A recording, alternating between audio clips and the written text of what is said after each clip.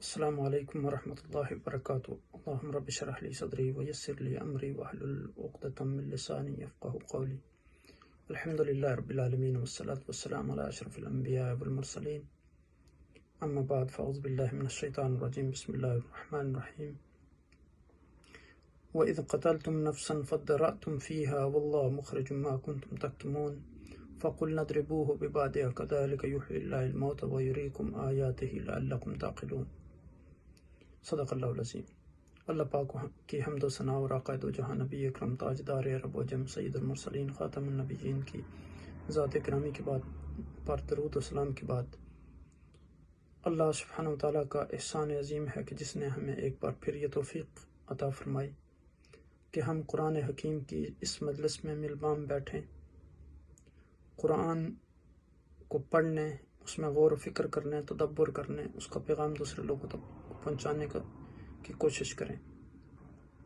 اللہ سبحانہ و تعالیٰ کے فضل و کرم اور اس کے احسان سے ہم نے گزشتہ نشست میں سورہ بقرہ کی ورس نمبر 71 مکمل کر لی تھی، اور انشاءاللہ آج ہم آیت نمبر 72 اور 73 پر گفتگو کریں گے جو میں نے آپ کے سامنے ابھی تلاوت کی ہیں۔ رب کائنات نے ان آیات کریمہ میں فرمایا کہ وَإِذْ قَتَلْتُمْ نَفْسًا فَادَّرَأْتُمْ فِيهَا، جب تم نے ایک شخص کو قتل کر ڈالا، فَادَّرَأْتُمْ فِيهَا، پھر اس میں اختلاف کرنے لگے، وَاللَّهُ مُخْرِجٌ مَا كُنْتُمْ تَكْتُمُونَ، اور اللہ سبحانہ وتعالیٰ تمہاری پوشیدگی کو ظاہر کرنے والا تھا جس کو تم چھپا رہے تھے۔ فَقُلْنَا اضْرِبُوهُ، ہم نے کہا کہ بِبَعْضِهَا، اس گائے کا ایک ٹکڑا مقتول کے جسم کے اوپر لگاؤ تو وہ جی اٹھے گا۔ كَذَلِكَ يُحْيِي اللَّهُ الْمَوْتَ، اسی طرح اللہ مردوں کو زندہ کر کے، وَيُرِيكُمْ آيَاتِهِ، اور تمہاری عقل مندی کے لیے اپنی نشانیاں دکھاتا ہے، لعلکم تعقلون۔ وَيُرِيكُمْ آيَاتِهِ، اور نشانیاں دکھاتا ہے کیوں؟ لعلکم تعقلون، تاکہ تم سمجھو، انڈرسٹینڈ کر لو۔ تو یہاں دیکھیں کہ یہ حکم دیا گیا کہ وَإِذْ قَتَلْتُمْ، یعنی remember when you killed a man and you began accusing one another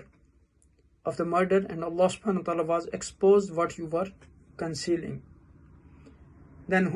next verse is, we have ordered strike the murder man corpse, that means dead body, with a piece of the sacrificed cow. In this manner Allah subhanahu wa ta'ala restores life to dead and shows you his signs,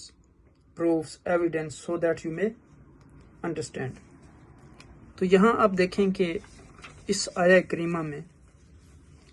ظاہر ہے کہ میں نے بڑی تفصیل سے اس بات پر گفتگو کی تھی کہ بنی اسرائیل کا موسیٰ علیہ السلام کے ساتھ جو رویہ تھا، جب انہوں نے ان کو حکم دیا کہ اللہ نے گائے کا ذبح کرنے کا حکم دیا، انہوں نے کہا کیسی گائے ہے، پھر انہوں نے بتایا کہ وہ جوان نہ ہو، نہ بڑی ہو، درمیانی عمر کی ہو، پھر انہوں نے کہا کہ اس کا رنگ کیا ہے، پھر رنگ بتایا کہ پیلے رنگ کی ہو، دیکھنے والوں کو خوبصورت بلی معلوم ہوتی ہو، برائٹ کلر ہو اس کا۔ اس کے بعد پھر یعنی سوال پہ سوال وہ کرتے جا رہے تھے، آخر میں پھر جب یہ ساری چیزیں یعنی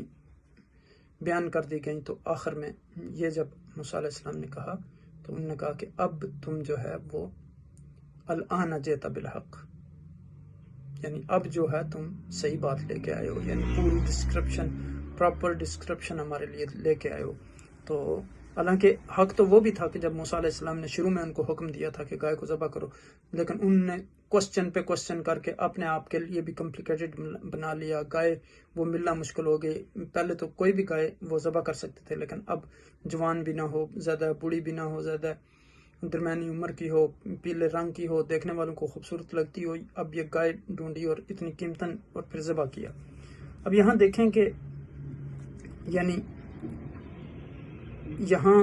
اب اللہ سبحانہ و تعالیٰ،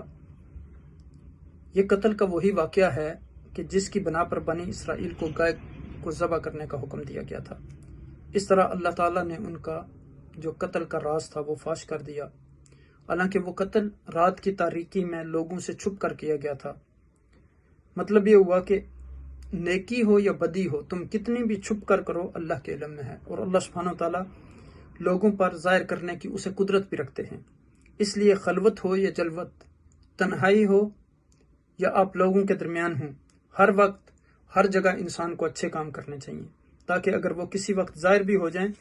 لوگوں کے علم میں بھی آ جائیں، تو شرمندگی نہ ہو بلکہ اس کے احترام اور وقار میں اضافہ ہو۔ اور بدی کتنی چھپ کر کیوں نہ کی جائے، اس کے فاش ہونے کا امکان ہے، جس سے انسان کی بدنامی اور ذلت اور رسوائی ہوتی ہے۔ اب دیکھیں مقتول کے یہاں دوبارہ اٹھنے سے استدلال کرتے ہوئے اللہ تعالیٰ روز قیامت انسانوں کو دوبارہ جب زندہ کریں گے تو رب کائنات اعلان فرما رہا ہے، قیامت والے دن دوبارہ مردوں کا زندہ ہونا